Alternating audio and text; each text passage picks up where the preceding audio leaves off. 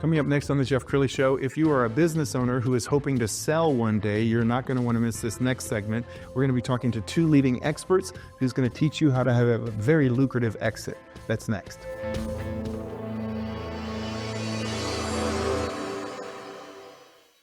Many are predicting that the worst is yet to come, which is unfortunate, said one person here. Until now, they've enjoyed the reputation of being the nation's icebox. Watched a burglar in his home this morning by webcam. As a journalist of over 25 years, stories are what make my world turn. Reporting live from the Dallas newsroom tonight, Jeff Kearney, Fox 4 News. But in 2008, I took the jump from my familiar life and started a PR firm from my home. We're talking about anyone with a camcorder like the one I'm using becomes a television network. We started slowly growing the company, and we now have over 100 clients, and we've branched into the world of live digital broadcasting. I now own 8 different TV studios and have a huge team, and the stories that I now get to share are sometimes the most important of my life. Life has a funny way of coming around full circle. This is the Jeff Crilley Show. Well, as a small business owner myself, I see this story quite a bit. I hang out around other business owners, and they all think that they're running this very successful company that one day they can sell for tens of millions of dollars. And then they get the bad news that they haven't structured their books the correct way, and they're not achieving enough of a profit to get what they hoped they were going to get when they sold. And that's why they bring in guys like my next guest, Robert Gardner. He's a founding partner of Gardner Wallace Financial Solutions. And Jack Kearney, he's with Dumas Capital Partners. Guys, thanks for coming on the show.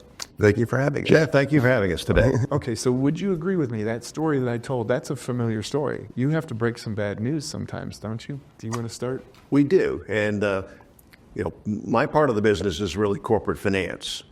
And Robert and I, we work together to help companies in the journey to build a more valuable company. And part of that, of course, is setting goals. But we need to figure out what the starting point is. And the starting point is a quantitative valuation of the business and a qualitative evaluation of the business. These are tools that, as Value Builder System advisors, we work with every single day, beginning owners on a successful journey to a valuable exit. Okay, so you mentioned Value Builders. What is that system about? Do you want to take that one? So the Value Builder system was designed by John Warlow out of Canada, and it measures the 8 drivers that a bank looks at to loan you money, an investor looks at to invest in your business, and a buyer looks at to buy your company. And it measures you against your industry and your revenue size. So you get to see where the average of your industry is and where you are to the average, whether you're below it, average, or better than average. And it's really important that you see that and that you learn which drivers you're doing great in, good in, and need help in. And I know a lot of small business owners, they don't want to pay the government too much, so they try to kind of break even every year. Well, then when you go to sell, it doesn't look like the company's made any money. Well, one of the 8 drivers of company value, unsurprisingly, is the financial performance of the company. But associated with that really is the professionalism of your financial reporting and analysis. A lot of owners do try and minimize taxes, but if they work with their CPA firm, right, they can produce financial statements for consumption by the financial community and cost accounting statements for internal utilization. And those statements can be very different using different methodology than the tax statements. It's often I see companies that are not utilizing good accrual basis accounting statements because they say, well, my tax return is done on the cash basis. Well, you don't need to have one or the other. You can have financial statements prepared under the accrual method so that you really understand what's going on in your business. And then, of course, then your tax return can be done under the cash method to minimize the taxes. All right, Robert, we're going to pull up your website, and as we scroll down the website, talk about some of the services of Gardner Wallace Financial Solutions. Okay, so in the worksite education, the worksite financial planning, we go into corporations and teach financial literacy to the employees, to municipalities, all over the Metroplex. We're actually in 25 states. Wow. And so what this does is we offer a free financial plan to the people that would participate and would like one, and there's no selling. We just keep them on track for their goals and get them to retirement and get them to live the life in retirement that they want to live in. Wow. That's it. And how long have you guys been working together? 15, 16 years. 15, probably. 16 years. All right, Jack, you were telling me a story right before we went on about one of your favorite clients of all time. And it's actually a mutual client of Robert's and mine in the construction industry. At the time we met them, it was owned by two gentlemen, one of whom qualified as a minority, so the business qualified as an historically underutilized business, and was actually getting a lot of contracts because they were an historically underutilized business. When the minority partner was bought out, the remaining partner, I always say, just a white guy from the Midwest, so he didn't qualify as a hub any longer, and he actually lost a lot of business. He had a 40% decline in revenue the following year and ended up with about $5 million in revenue. Well, this past year, his revenue was just shy of $30 million. His EBITDA, his free cash flow, was just shy of $3 million.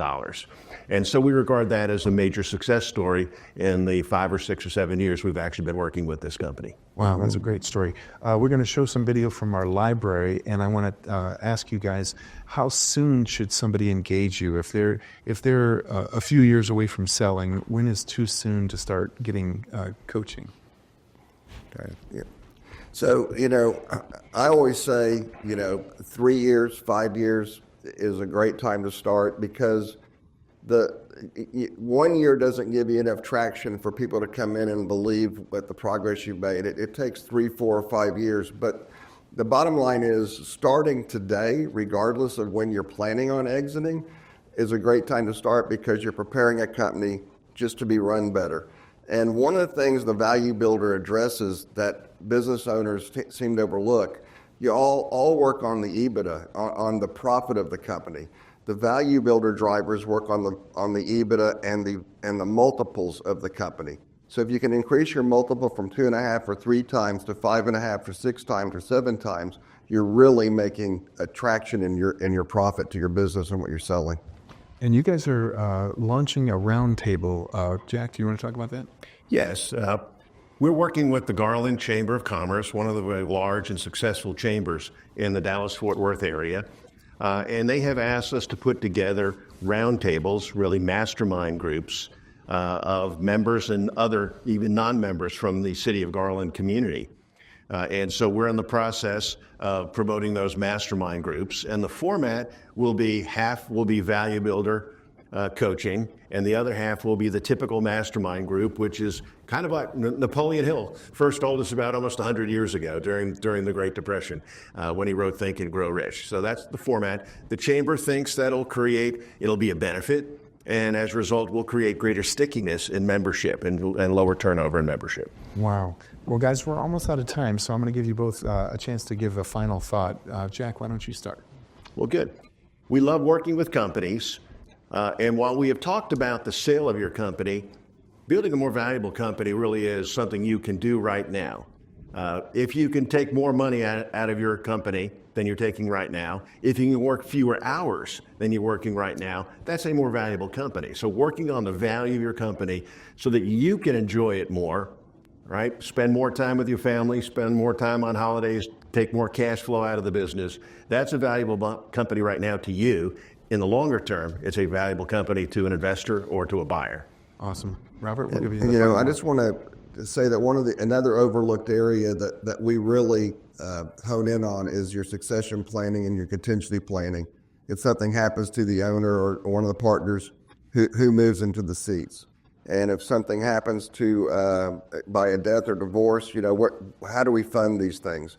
And we keep companies from being derailed if one of these things happen, so that you can continue on your path to making the company where you want it to go.